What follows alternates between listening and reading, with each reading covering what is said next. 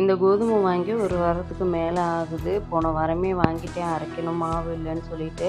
ஆனால் ஊருக்கு அங்கே இங்கே அலைஞ்சதுனால என்னால் அரைக்க முடியலை. சரி இந்த வட்டம் வந்து ப்ளைனாக அரைக்காமல் கொஞ்சமாக 1/4 கிலோ போல் வெள்ளை சுண்டல், 1/2 கிலோ வந்து வெள்ளை சோளம் இதெல்லாம் போட்டு அரைச்சிருந்தேன். ஏன்னா தனியாக செஞ்சு கொடுத்தா தான் சாப்பிட மாட்டேங்கிறாங்க, இப்படினாவது சேர்ந்துரும்னு சொல்லிட்டு. அப்புறமா நைட் டின்னருக்கு வந்து அடை தோசைக்கு ஊற வச்சுருந்தேன். எப்பயும் போல் தான் எல்லா பருப்பும் சேர்த்து போட்டு ஊற வச்சு அது கூட பூண்டும் கொஞ்சம் சோம்பு, வத்தல் இதெல்லாம் போட்டு அரைச்சிங்கனாக்கா டேஸ்ட் வந்து சூப்பராக இருக்கும். ட்ரை பண்ணிவிட்டு எப்படி இருந்துச்சுன்னு சொல்லுங்கள். அப்புறம் சாப் பண்ண ஆனியன், கொஞ்சமாக முருங்கைக்கீரை, தேங்காய் சில்லு வந்து பல்லாக போட்டாக்க டேஸ்ட்டும் சூப்பராக இருக்கும். ட்ரை பண்ணலைன்னா ட்ரை பண்ணி பாருங்கள். அப்படியே அடை தோசையை வந்து ஊற்றியாச்சு. சும்மா கூட சாப்பிட்லாம், அதுவும் நல்லா தான் இருக்கும். அதை விட இது சூப்பராக இருக்கும்.